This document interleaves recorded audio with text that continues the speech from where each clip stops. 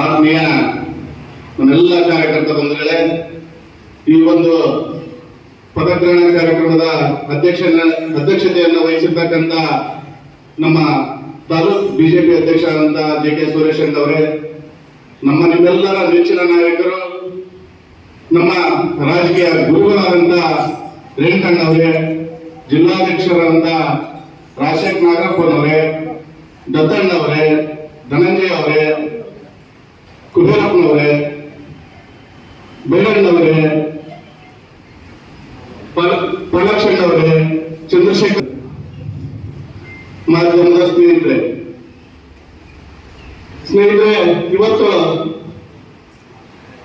ನೀವು ಮತ್ತು ಇಲ್ಲಿ ವೇದಿಕೆ ಮೇಲೆ ಇರ್ತಕ್ಕಂಥ ಎಲ್ಲ ಮುಖಂಡರು ಸೇರಿ ಒಂದು ಗುರುತರ ಜವಾಬ್ದಾರಿಯನ್ನ ನನಗೆ ವಹಿಸಿದ್ರಿ. ಯಾವುದೇ ಕಾರಣಕ್ಕೂ ಯಾವುದೇ ಸಮಯದಲ್ಲೂ ಈ ಒಂದು ಜವಾಬ್ದಾರಿಗೆ ಚ್ಯುತಿ ಬರದೇ ಹಾಗೆ ನಡ್ಕೊಳ್ತೀನಿ ಅಂತ ಈ ಸಭೆ ಮುಖಾಂತರ ನಿಮ್ಮನ್ನ ಕೇಳ್ಕೊಳ್ತೀನಿ. ಒಂದು ವೇಳೆ ನನಗೆ ಈ ತಾಲೂಕ್ ಅಧ್ಯಕ್ಷರ ಜವಾಬ್ದಾರಿಯನ್ನ ಕೊಟ್ಟಿದ್ದಾರೆ. ನಾನು ತಾಲೂಕು ಅಧ್ಯಕ್ಷ ಆಗಿದ್ದೇನೆ, ನಂದೇ ಅಲ್ಲ ಅಂದ್ರೆ ನನ್ನಂತ ಮೂರ್ಖ ಯಾರಿಲ್ಲ. ನೀವೆಲ್ಲರೂ ಸೇರಿ ನನಗೆ ಸಹಕಾರ ಕೊಟ್ಟರೆ, ನಿಮ್ಮೆಲ್ಲರ ಸಹಕಾರದಿಂದ ಪಕ್ಷ ಕೊಟ್ಟಂತ ಕೆಲಸ ಕಾರ್ಯನ ಮತ್ತು ನಮ್ಮ ನಾಯಕರ ನಾಯಕತ್ವದಲ್ಲಿ ಒಂದು ಕೆಲಸ ಕಾರ್ಯವನ್ನ ಮಾಡ್ಕೊಂಡು ಹೋಗ್ಬೋದು. ಮುಖ್ಯವಾಗಿ ಇಲ್ಲಿ ಸೇರಿರ್ತಕ್ಕಂಥ ಎಲ್ಲ ಕಾರ್ಯಕರ್ತರ ಮುಖಂಡರ ಸಹಕಾರ ಅತ್ಯಗತ್ಯ ನಮಗೆ ಅಂತ ಹೇಳ್ತಾ, ಮತ್ತು ನಾನು ಸುಮಾರು ನಾವೇನು ರಾಜಕೀಯ ಕುಟುಂಬದಿಂದ ಬಂದಂತ ವ್ಯಕ್ತಿ ಅಲ್ಲ. ನಮಗೆ ರಾಜಕೀಯದ ಗಂಟನೂ ಗೊತ್ತಿಲ್ಲ, ಗಾಳಿನೂ ಗೊತ್ತಿಲ್ಲ ಅಂತ ಹೇಳ್ತಾ ಇದೆ. ನಾನೊಬ್ಬ ಸಾಮಾನ್ಯ ರೈತನ ಮಗ. ನಾನು ಇವತ್ತಿಗೆ ನಿಂತಿದ್ದೀನಿ ಅಂದ್ರೆ ನಮ್ಮ ಅಣ್ಣನ ಕಾರಣ. ಇದಕ್ಕೆ ನಾನು ಎಲ್ಲಾದ್ರೂ ಹೇಳಿದ್ರೆ ಇಂದಲ್ಲ ಎಂದು ಹೇಳ್ಕೊಂತ ಬಂದಿದ್ದೀನಿ. ನಾನು ಅವತ್ತು ನಮ್ಮ ಅಣ್ಣ ಅನ್ಕೊಂತ ಬಂದಿರೋರು, ಅದೇ ರೀತಿ ಅವ್ರು ಕೊಟ್ಟಂತ ಕೆಲಸ ಚಾಚಕತೆ ಮಾಡ್ಕೊಂತ ಬಂದಿದ್ದೀವಿ. ನಾವು ಯಾವತ್ತು ನಮ್ಮ ಮುಸ್ಲಿಮರವರೆಗೂ ಪಕ್ಷ ನಮ್ಮನ್ನ ರೇಣುಕಾಚಾರ್ಯ ಏನ್ ಹೇಳ್ತಾರೋ ಅದನ್ನ ಮಾಡ್ಕೊಂತ ಹೋಗ್ತೀನಿ. ಸದಾ ನಿಮ್ಮ ಸಹಕಾರ ಇರಲಿ. ನಾನು ಇದುವರೆಗೂ ತಾಲೂಕು ಮೋರ್ಚಾ ಕಾರ್ಯದರ್ಶಿಯಾಗಿ, ತಾಲೂಕು ಪ್ರಧಾನ ಕಾರ್ಯದರ್ಶಿಯಾಗಿ, ನಾನು ತಾಲೂಕು ಪ್ರಧಾನ ಕಾರ್ಯದರ್ಶಿ ಆದಾಗ ನಮ್ಮ ಜಿಲ್ಲಾಧ್ಯಕ್ಷರು ಜಿಲ್ಲಾ ಪ್ರಧಾನ ಕಾರ್ಯದರ್ಶಿಗಳಾಗಿದ್ರು. ಇವತ್ತವರು ಜಿಲ್ಲಾಧ್ಯಕ್ಷ ಆಗಿದ್ದಾರೆ. ಸುದೈವ ನಾವಿವತ್ತು ಮಂಡಲ ಅಧ್ಯಕ್ಷ ಆಗಿದ್ದೇನೆ.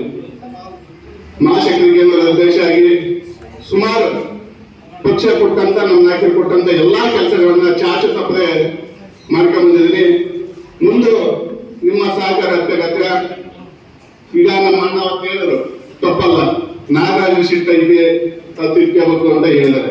ಯಾವುದೇ ಕಾರಣಕ್ಕೂ ಎಂತ ಸಮಯ ಸಂದರ್ಭದಲ್ಲೂ ಸಹ ಶಿಫ್ಟ್ ಮಾಡಲ್ಲ. ನೀವು ಏನೇ ಅಂದ್ರೂ ಸಹ ತಿರುಗಿ ಮಾತಾಡಬಾರ್ದು ಅಂತ ತೀರ್ಮಾನ ಮಾಡಿದರೆ, ಯಾವುದೇ ಕಾರಣಕ್ಕೂ ಎಂತ ಸಂದರ್ಭದಲ್ಲೂ ಯಾರಿಗೂ ಶಿಫ್ಟ್ ಮಾಡಲ್ಲ. ನಿಮ್ ಸಹಕಾರ ಅತ್ಯಗತ್ಯ.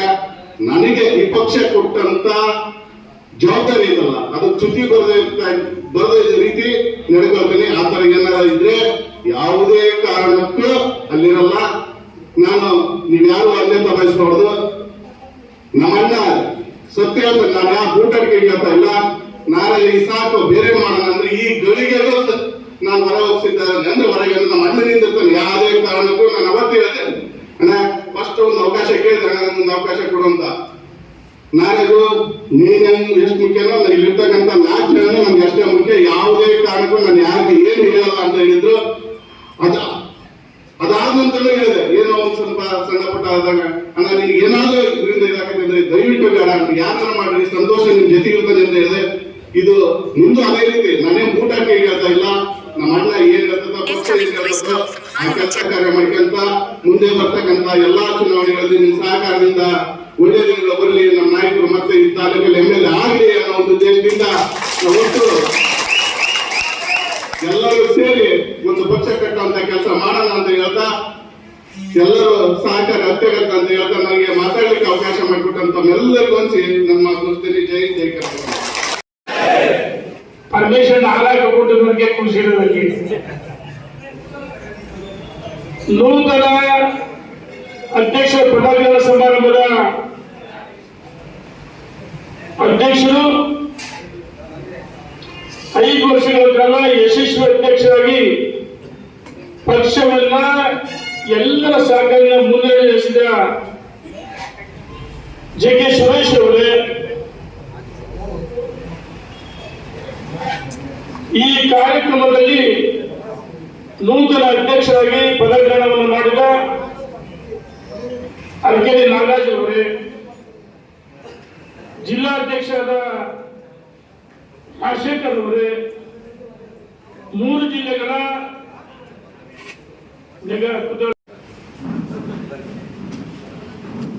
भारत माता के जय, भारत माता के जय, जिंदाबाद जिंदाबाद बीजेपी जिंदाबाद, भारत माता के जय, भारत माता के जय, जिंदाबाद। सन्मान्य जे.पी. नड्डा ಅವ್ರಿಗೆ, ನರೇಂದ್ರ ಮೋದಿ ಅವ್ರಿಗೆ, ಅಮಿತ್ ಶಾ ಅವ್ರಿಗೆ, ಜಿ.ಎಂ. ಸಿದ್ದೇಶ್ವರನವ್ರಿಗೆ, ಬಿ.ಎಸ್. ಯಡಿಯೂರಪ್ಪನವ್ರಿಗೆ, ಮಾನ್ಯರೇ, ನಿನ್ನೆ ದಿವಸ ಸಂಜೆ ನನಗೆ ಇದ್ದಕ್ಕಿದ್ದ ಹಾಗೆ ನಮ್ಮ ಚುನಾವಣಾ ಉಸ್ತುವಾರಿಗಳಾದಂತಹ ಜಗಳೂರಿನ ಮಾಜಿ ಶಾಸಕರಾದಂತಹ ರಾಜೇಶ್ ಸಾರು ಮತ್ತು ಯಶವಂತರಾವ್ ಜಾಧವ್ ಅವರು ಕರೆ ಮಾಡಿ ಏನು ಒಂದು ಅಡಲ್ಟ್ ಕಮಿಟಿ ಮುಖಾಂತರ ಆಯ್ಕೆ ಮಾಡಿರ್ತಕ್ಕಂಥ ವ್ಯಕ್ತಿ ಅದು ಆಯ್ಕೆ ಅಲ್ಲ, ಯಾಕಂದ್ರೆ ಎಲ್ಲರ ಒಮ್ಮತದಿಂದ ಆಯ್ಕೆ ಆಗಬೇಕಂತ ಸಲಹೆ ಕೊಟ್ಟಿದ್ದೆ ನಾವು. ಆ ನಿಟ್ಟಿನಲ್ಲಿ ಕೋರ್ ಕಮಿಟಿ ಚರ್ಚೆ ಆಗದೆ ಎಲ್ಲ ನಮ್ಮ ಸಿದ್ದೇಶ್ವರನವರಿದ್ದು ಎಲ್ಲ ಯಾವ್ದಾದ್ರು ಚರ್ಚೆ ಆಗದೆ ಆಯ್ಕೆ ಮಾಡಿರ್ತಕ್ಕಂಥ ಅಸಿಂಧು ಅದು ನಾವು ಕೊಟ್ಟಿರ್ತಕ್ಕಂಥದ್ದು. ಹೊನ್ನಾಳಿಲಿ ತುಂಬಾ ನಮ್ಮ ಹನುಮಂತಪ್ಪನವ್ರು ಇರ್ಬೋದು, ಪಾಟೀಲ್ ಸಲಹೆ ಕೊಟ್ಟಿದ್ರು. ಯಾಕಂದ್ರೆ ನಾವೆಲ್ಲ ಅಧ್ಯಕ್ಷರಾಗಿದ್ದೀವಿ, ಈ ಸತಿ ತಳ ಸಮುದಾಯಕ್ಕೆ ಒಂದು ಅವಕಾಶ ಕೊಡಬೇಕು ತುಂಬಾ ವರ್ಷಗಳ ನಂತರ. ಯಾಕಂದ್ರೆ ರಾಜ್ಯದಲ್ಲಿ ಸಿದ್ದರಾಮಯ್ಯ ಅವರ ಅಹಿಂದ ಸರ್ಕಾರ ಇದೆ, ಅಹಿಂದ ಮತಗಳನ್ನ ನಾವು ಪಡಿಬೇಕಾಗುತ್ತೆ. ಆದ್ರಿಂದ ಹೊನ್ನಾಳಿ ತುಂಬಾ ದಿನಗಳ ನಂತರ ಒಂದು ಅವಕಾಶ ಬಂದಿದೆ, ಹಿಂದುಳಿದವರು ಕೊಡಿ ಅಂತ ಹೇಳ್ಬಿಟ್ಟು ಶಿಫಾರಸ್ ಮಾಡಿ ತಾಲೂಕು ಮುಖಾಂತರ ಹಲವಾರು ಜನ ಫೋನ್ ಮಾಡಿ ಹೇಳಿದ್ರು ಸಹ ಅದನ್ನ ಕಡೆಗಣಿಸಿ ಅವ್ರು ಮಾಡಿರ್ತಕ್ಕಂಥದ್ದು ಅಸಿಂಧು ಇದೆ. ಆದ್ರಿಂದ ನಿನ್ನನ್ನು ಆಯ್ಕೆ ಮಾಡಿದೀವಿ ಅಂತ ಹೇಳಿದ್ರು. ತುಂಬಾ ಖುಷಿ ಆಯ್ತು. ಈ ನಿಟ್ಟಿನಲ್ಲಿ ನನ್ಗೇನು ಎಲ್ಲರೂ ಸರ್ವಸಮ್ಮತವಾಗಿ ಕೊಟ್ಟಿರ್ತಕ್ಕಂತಹ ಈ ಅವಕಾಶವನ್ನ ಯಾರಿಗೂ ಜಾತಿ ಭೇದ ಮಾಡದೆ ಎಲ್ಲರನ್ನು ವಿಶ್ವಾಸಕ್ಕೆ ತಗೊಂಡು ತಾಲೂಕಿನಲ್ಲಿ ಸುದೃಢವಾಗಿ ಎಲ್ಲರನ್ನು ಒಳಗೊಂಡಂತೆ ಎಲ್ಲ ಸಮುದಾಯಕ್ಕೂ ನ್ಯಾಯ ಕೊಡ್ತಕ್ಕಂಥ ಕೆಲಸನ ಮಾಡ್ತೀನಿ ಅಂತ ಈ ಸಂದರ್ಭದಲ್ಲಿ ಹೇಳ್ತಾ, ಮುಂದಿನ ದಿನಗಳಲ್ಲಿ ಇರ್ತಕ್ಕಂಥ ಎಲ್ಲ ನಾಯಕರು, ಜಿಲ್ಲಾ ಪಂಚಾಯತ್ ಸದಸ್ಯರು 3 ಜನ ಇದ್ದಾರೆ, ತಾಲೂಕು ಪಂಚಾಯತ್ ಸದಸ್ಯರಿದ್ದಾರೆ, ಪುರಸಭಾ ಸದಸ್ಯರಿದ್ದಾರೆ, ಅಪಾರ ಯುವಕ ಮಿತ್ರರು ಎಲ್ಲರೂ ಬೆಂಬಲ ಕೊಟ್ಟಿದ್ದಾರೆ. ಮುಂದಿನ ದಿನಗಳಲ್ಲಿ ಅವ್ರು ಹೇಳ್ದ ಹಾಗೆ ನಮ್ಮ ವರಿಷ್ಠರನ್ನ ಕರೆಸಿ ಒಂದು ದೊಡ್ಡ ಮಟ್ಟದ ಪಕ್ಷ ಅಂದ್ರೆ ಏನು, ಯಾಕಂದ್ರೆ ಪಕ್ಷವನ್ನ ಹೈಜಾಕ್ ಮಾಡ್ತಕ್ಕಂಥ ಇಂಥ ದಿನಗಳಲ್ಲಿ ಕಾರ್ಯಕರ್ತರ ಮೂಲಗೂ ನಿನ್ನೆ ನಮ್ಮ ಯತ್ನಾಳ್ ಸಾಹೇಬ್ರು ಹೇಳ್ದಂಗೆ ಎಷ್ಟೋ ಜನ ಇವತ್ತು ಪಕ್ಷ ದುಡಿದಂತವ್ರು ಸೈಕಲ್ ತಗೊಳಕ್ಕೂ ಆಗಿಲ್ಲ, ಅಂತವ್ರನ್ನೆಲ್ಲ ಗುರುತಿಸಿ ಮತ್ತೆ ಅವ್ರನ್ನ ಮೂಲೆ ಗುಂಪು ಮಾಡಿದ್ರು ಅವ್ರನ್ನೆಲ್ಲ ತಂದು ಮುಖ್ಯವಾಹಿನಿಗೆ ತರೋದ್ರ ಮುಖಾಂತರ ಪಕ್ಷವನ್ನು ಸದೃಢ ಮಾಡ್ತಕ್ಕಂಥ ಕೆಲಸ ಮಾಡಿ ಹಿರಿಯರು ಕಿರಿಯರು ಏನಿದೆ ತಂದೆ ತಾಯಿಯಿಂದ ಸದ್ಯ ಎಲ್ಲರ ಆಶೀರ್ವಾದದಿಂದ ಪಕ್ಷವನ್ನು ಸದೃಢವಾಗಿ ಬೆಳೆಸ್ತೀನಿ ಅಂತ ವಿಶ್ವಾಸದಿಂದ ಈ ಜವಾಬ್ದಾರಿನ ವಹಿಸ್ಕೊಳ್ತಾ ಇದ್ದೀನಿ. ಮತ್ತೊಮ್ಮೆ ಎಲ್ಲರಿಗೂ ಒಂದು ದಿವಸ ನಾನು ಮಾತು ವಿರಾಮ ಆಗ್ತೀನಿ. ಭಾರತ್ ಮಾತಾ ಕಿ ಜೈ. भारत माता की, भारत माता की, ಭಾರತೀಯ ಜನತಾ ಪಕ್ಷಕ್ಕೆ, ಭಾರತೀಯ ಜನತಾ ಪಕ್ಷಕ್ಕೆ. ಇನ್ನೊಂದು ಪಕ್ಷದ ಅಧ್ಯಕ್ಷರ ಪದಗ್ರಹಣ ಸಭೆಯನ್ನ ಅತ್ಯಂತ ದೊಡ್ಡ ಸಂಖ್ಯೆಯ ನಮ್ಮ ಕಾರ್ಯಕರ್ತರನ್ನ, ನಿಜವಾದ ಭಾರತೀಯ ಜನತಾ ಪಾರ್ಟಿಯ ಕಾರ್ಯಕರ್ತರನ್ನ ಕರೆತಂದು ಯಶಸ್ವಿಯಾಗಿ ಪದಗ್ರಹಣ ಸಭೆಯನ್ನ ಮಾಡ್ತೇವೆ. ಇವತ್ತಿನ ಸಭೆ ಸಾಂಕೇತಿಕವಾಗಿ ನಿನ್ನೆ ಘೋಷಣೆ ಮಾಡಿದ್ರಿಂದ ಕ್ರಾಂತಿವೀರ ಸಂಗೊಳ್ಳಿ ರಾಯಣ್ಣವರವರ ಆಶೀರ್ವಾದ ಇರಲಿ, ಸ್ವತಂತ್ರ ಸೇನಾನಿಯ ಆಶೀರ್ವಾದ ಇರಲಿ ಅನ್ನುವಂಥ ಕಾರಣಕ್ಕೋಸ್ಕರವಾಗಿ ಸಾರ್ವಜನಿಕವಾಗಿ ಒಂದು ಅಭಿನಂದನೆಯನ್ನು ಸಲ್ಲಿಸಬೇಕು ಹೊಸ ಅಧ್ಯಕ್ಷರಿಗೆ ಅಂತ ಇವತ್ತು ಮಾಡಿದ್ದೇವೆ. ಇದು ಸಾಂಕೇತಿಕ ಕಾರ್ಯಕ್ರಮ. ಪದಗ್ರಹಣ ಸಭೆಯನ್ನು ನಾವು ಅತ್ಯಂತ ದೊಡ್ಡ ಮಟ್ಟದಲ್ಲಿ ಹೊನ್ನಾಳಿ ಮತ್ತು ನ್ಯಾಮತಿ ತಾಲೂಕಿನ ಎಲ್ಲ ಹಳ್ಳಿಗಳಿಗೆ ಪ್ರವಾಸ ಮಾಡಿ ನಮ್ಮ ಕಾರ್ಯಕರ್ತರನ್ನ ಕರೆತಂದು ಯಶಸ್ವಿಯಾಗಿ ಕಾರ್ಯಕ್ರಮವನ್ನು ಮಾಡ್ತೇವೆ.